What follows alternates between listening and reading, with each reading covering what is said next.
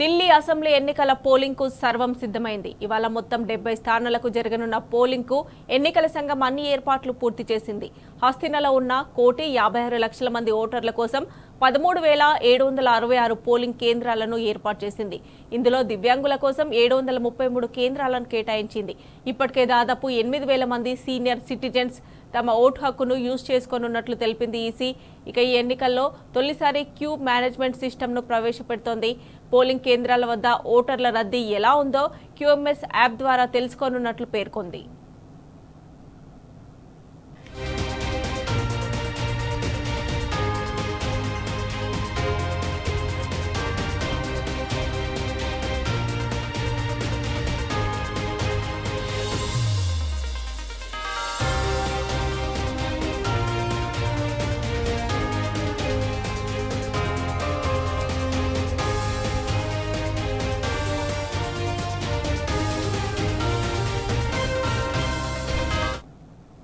ఈ నేపథ్యంలో ఫిబ్రవరి 5న exit polls పై ఎన్నికల సంఘం నిషేధం విధిస్తూ నోటిఫికేషన్ జారీ చేసింది. ఇవాళ ఉదయం 7 గంటల నుంచి సాయంత్రం 6:30 వరకు ఎగ్జిట్ పోల్స్ ను బ్యాన్ చేసింది. మరోవైపు పోలింగ్ కి అధికారులు కట్టుదిట్టమైన భద్రతా ఏర్పాట్లు చేశారు. 220 కంపెనీల పారామిలిటరీ బలగాలను మోహరించారు. 9,000 హోంగార్డులు, 35,626 మంది ఢిల్లీ పోలీసులు ఎన్నికల విధుల్లో ఉన్నారు.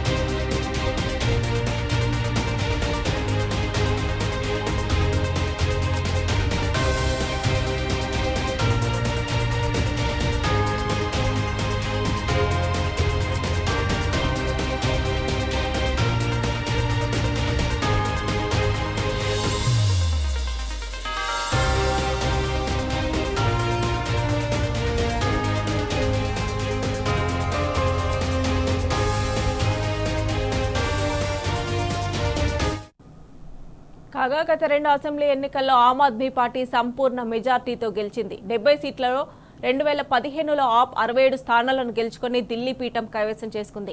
బీజేపీ కేవలం 3 స్థానాలు గెలిస్తే కాంగ్రెస్ అసలు ఖాతానే తెరవలేదు. 2020లో జరిగిన ఎన్నికల్లో కూడా ఆప్ హవానే కొనసాగింది. ఆ పార్టీ 62 సీట్లు గెలుచుకోగా బీజేపీ మిగిలిన 8 స్థానాలు దక్కించుకుంది. వరుసగా రెండోసారి కూడా కాంగ్రెస్ పార్టీకి రిక్తహస్తమే మిగిలింది.